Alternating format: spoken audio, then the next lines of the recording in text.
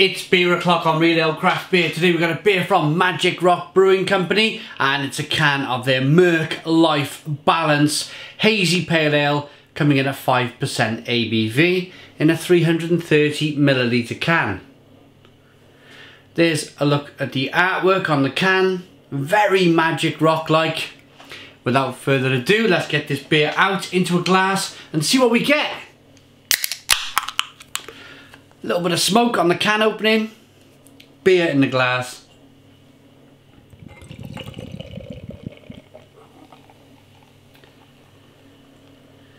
Immediately you can see lots of oats in the beer. You can just tell that with that haziness going on. A lovely oaty kind of pale straw coloured beer. We got a 2-finger white head, nice levels of small moving carbonation rolling up the side of the glass. It's pretty good. Pretty good. I mean, the temptation always is to have a little read on the side of the can, but we're going to do this today. We're just going to put it down, as we always do, and pick up the beer and get our own impressions on the beer. That's the important thing. That's what I like to think we can all do. Pick up your beer and just, even if you have to make yourself some notes,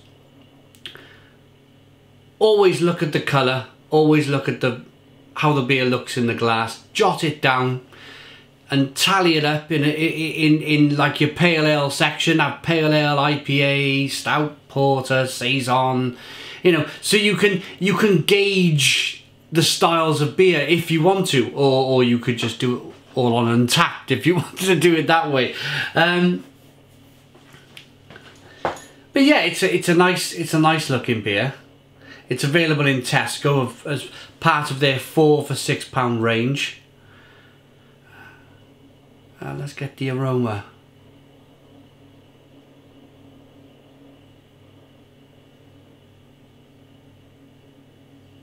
Interesting aroma.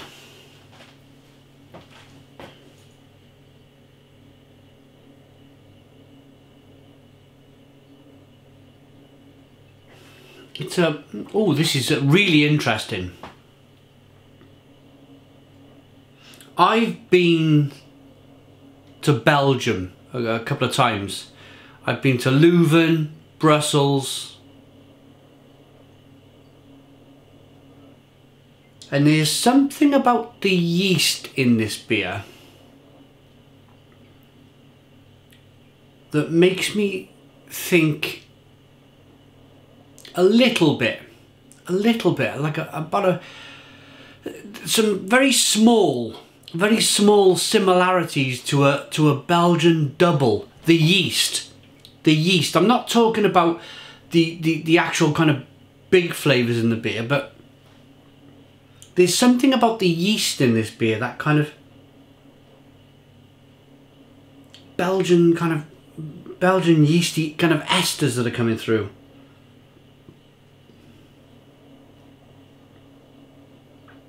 It smells good. It smells interesting. It smells very different. It doesn't have the aroma of yet another kind of American style pale ale or a hazy pale ale, as they called it. It's a little bit more interesting than that. Let's dive in. Cheers.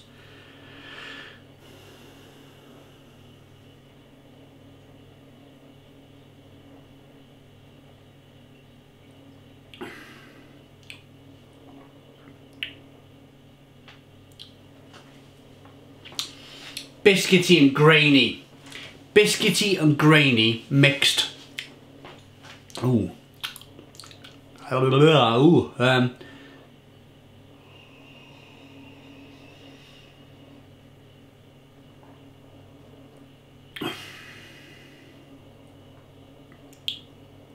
reckon that's got some Belgian blonde yeast. Belgian double, Belgian blonde. Definitely, I reckon it's definitely a Belgian yeast strain that they've used in the beer. It's quite estery, the estery qualities from the yeast. And it's quite malty, and then it's quite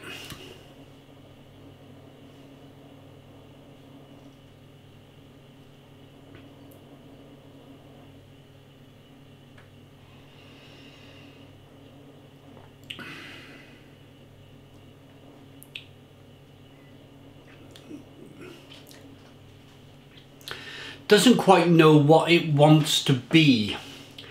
Doesn't quite know what it wants to be. I'll be interested to know. I've met him, Stuart. Is Stuart, I can't think of his surname now. Is Stuart still the head brewer of Magic Rock? I'd just like to know. Just like to know. If he is, then I think he might be a little bit restricted as to what he can produce for that kind of. This is part of a 4 for £6 beer that's been launched into Tesco. So it's £1.50 a can for a 330ml can. Now, if you're going to go to your local bottle shop, you're probably looking about £2.50, £3 for a really good pale ale. That's where Magic Rock would have sat about 3 years ago. If you went into any bottle shop, any decent bottle shop around the UK, you'd find a 330ml can of Magic Rock, whatever it was, whatever pale ale or session IPA or hazy, what do they call this, hazy, a hazy pale ale.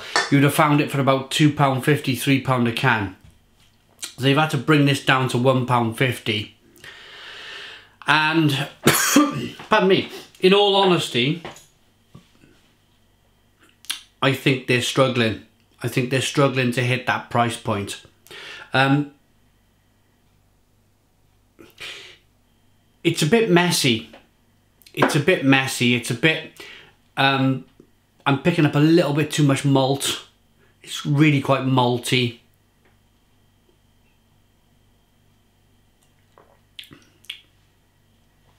Not enough of that hop presence coming through, real fresh hop presence coming through. I'm going to be honest, I've just finished reviewing 2 of the Gypsy Hill beers that have just hit Tesco right now. The Hepcat and the Ranger from Gypsy Hill. And they were fantastic. Fantastic. One was 4.2% ABV. One was 4.5% ABV.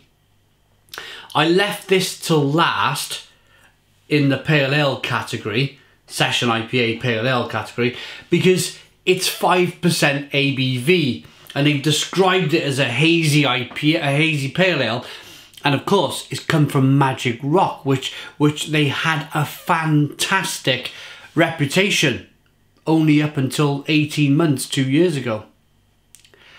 They've been bought out by, I don't want to just concentrate too much on this, but it's worth noting. It's worth noting that Magic Rock were bought out by Lion, the company that makes Lion Stout and Lion Lager. And for me, after a few months, there was a notable hit in the quality of the beer.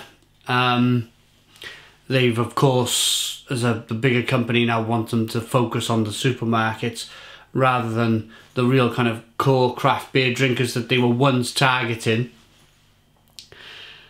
And I think the beer's suffering. The beer's suffering. And I know, not that I've spoken to them for years and years, so I'm not going to pretend that I know them anymore, but I've met Richard Burhouse, the founder of Magic Rock, and I've also met Stuart, Stu they called him. I can't think of his surname, and I do apologise if you're watching this video, Stu. But I'm going to be slightly controversial here. When I went to Magic Rock in 2012 to do my brewery tour, the emphasis was about producing the best beer quality that they could produce. The best beer quality. And I'll tell you, I reviewed a Cannonball, a can of Cannonball, about 5 years ago, and there was something really wrong with this beer. There was something like not right at all. And Magic Rock was so quick.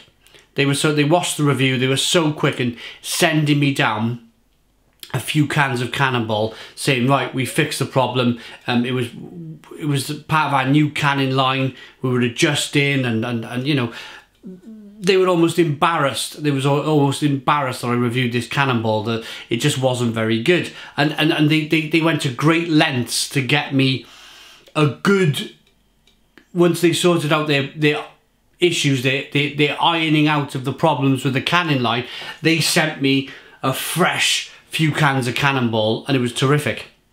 Absolutely terrific. So I knew it was always, it was even back then, a few years ago, I think it was about 3, 4, 5 years ago, whenever they put in a new canning line, I know that it was all about quality. It was all about the quality of the beer. In their heart of hearts, I don't think the true core unit of Magic Rock, the head brewer, the previous owner, would be happy with this beer in their heart of hearts. I know this because I have experience with the true Magic Rock.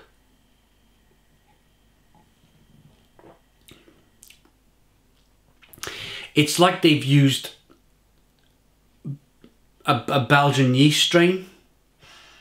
It's very malty, it's very grainy, and then you've got a little bit of a hop bitterness on the back end, but it doesn't feel like a real bitterness. It feels slightly artificial.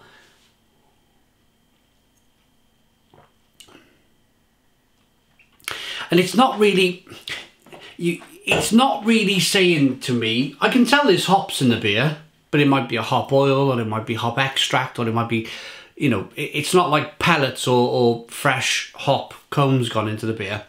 It's not screaming passion fruit or mango. You haven't heard me saying once in this review passion fruit, mango, citrus, grapefruit, pineapple. You know, it's